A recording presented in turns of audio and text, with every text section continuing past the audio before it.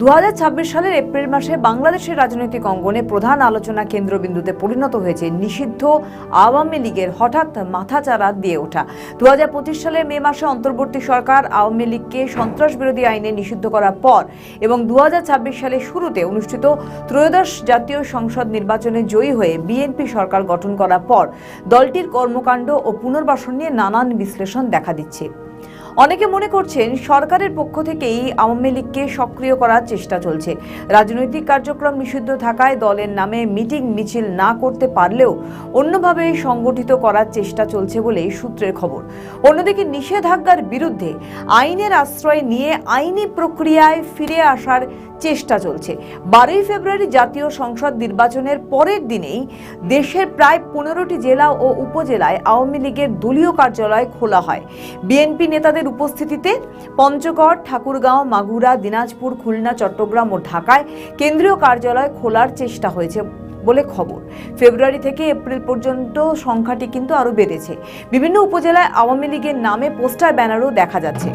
অনেকে একে বলছেন গ্রাসরুট রিভাইভাল, অর্থাৎ দল নিষিদ্ধ থাকা সত্ত্বেও দলের তৃণমূল স্তরের কর্মীরা পরিবেশ যাচাই করছে।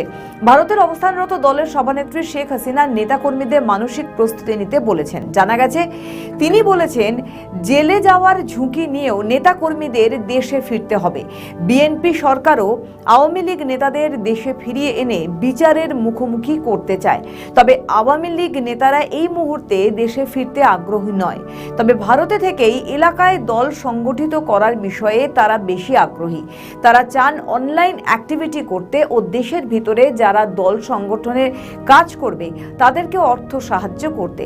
এই অর্থ সাহায্যের ক্ষেত্রে নিজেদের ব্যবসা প্রতিষ্ঠানগুলোকে ফের চালু করতে চান আওয়ামী লীগকে অর্থ সাহায্য করা ব্যবসায়ীরা। ইতিমধ্যেই এস আলম গ্রুপের একটি প্রতিষ্ঠান ফার্স্ট কমিউনিকেশন লিমিটেডের উপর থেকে নিষেধাজ্ঞা তুলে নিয়েছে বিটিআরসি।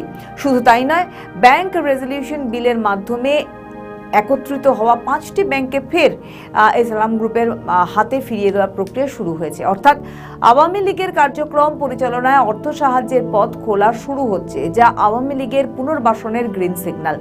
তবে এক্ষেত্রে হাসিনার সায় আছে কিনা তা কেউ নিশ্চিত করে বলতে পারছে না। তবে গত মাসে ভার্চুয়াল আলোচনায় শেখ হাসিনা দেশের ভেতরে দলের নেতাকর্মীদের নিজ নিজ অবস্থান থেকে দলকে সংগঠনের আহ্বায়ক জানিয়েছেন, সংগঠিত করার আহ্বান এবং বিশেষ করে পেশাজীবী সংগঠনের নির্বাচন সহ সব ধরনের নির্বাচনে অংশ নিতে, এমনকি দলের নাম যদি ব্যবহার করতে নাও পারে তাহলে অন্য কোনো নামে সক্রিয় থাকতে বলেছেন। হাসিনার এই নির্দেশ অনুসারে সূত্রে খবর প্রাক্তন স্পিকার শিরিন শারমিন চৌধুরী, সাবের হোসেন চৌধুরীরা দলের হাল ধরতে এগিয়ে এসেছেন বলে অনেকে মনে করছে। এর মধ্যে আওয়ামী লীগের অনলাইন অ্যাক্টিভিটি বেড়েছে। আওয়ামী লীগ ও ছাত্রলীগের ভেরিফাইড সামাজিক মাধ্যমগুলিতে সাইবার আন্দোলনের ডাক দেওয়া হয়েছে। আওয়ামী লীগের ফিরে আসার আলোচনা আরও জোরালো হয়েছে প্রাক্তন স্পিকার ডক্টর শিরিন শারমিনের গ্রেফতার ও মুক্তির পর। নিজের বাড়ি থেকেই গ্রেফতার হন তিনি। গ্রেফতারের 4 দিনের মধ্যেই ফের জামিনে মুক্তি পান তিনি। গোটা বিষয়টি অনেক আলোচনার জন্ম দিয়েছে। ডক্টর ইউনূসের আমলেও শিরিন শারমিন চৌধুরী, সাবের হোসেন চৌধুরী, ফজলে নূর তাপস ও মাশরাফি বিন মুর্তাজার মতো নেতাদের নিয়ে রিফাইন্ড আওয়ামী লীগের কথা কিন্তু শোনা গিয়েছিল। বিশেষ করে শেখ হাসিনার বিচার পর্বে ফজলে নূর তাপসের সাথে হাসিনার একটি কথোপকথনের অডিও ক্লিপ কিন্তু ছড়িয়ে পড়ে সামাজিক মাধ্যমে, যা শেখ হাসিনার বিচারে ডিজিটাল এভিডেন্স হিসেবে হাজির করা হয়। এই ক্লিপের উৎস নিয়ে আলোচনাতেই তাপসকে সামনে রেখে আওয়ামী লীগের পুনর্বাসনের কথা শোনা যাচ্ছে। তবে সেই সময় বিষয়টি আর এগোয়নি। উল্টে আওয়ামী লীগের কার্যক্রম নিষিদ্ধ করে দেয় ইউনূস সরকার। এখন শিরিন শারমিন চৌধুরীর জামিনের পর বিষয়টি ফের আলোচনায় উঠে এসেছে। আওয়ামী লীগের অনুপস্থিতিতে রাজনৈতিকভাবে এগিয়েছে জামায়াত ও এনসিপি। তবে তারা যাতে আরও বেড়ে উঠতে না পারে তার জন্য আওয়ামী লীগকে রাজনীতির মাটিতে রাখতে চায় বিএনপি, এমনটাই কিন্তু বিশেষজ্ঞদের মত। তবে সেই সময় এখনো আসেনি। স্থানীয় সরকারের নির্বাচনগুলো শেষ হলে একই সাথে আওয়ামী লীগ নেতাদের বিরুদ্ধে হওয়া মামলাগুলোর রায় হওয়ার পরেই আওয়ামী লীগের উপর থেকে নিষেধাজ্ঞা প্রত্যাহারের কথা ভাববে বিএনপি, এমনটাই খবর।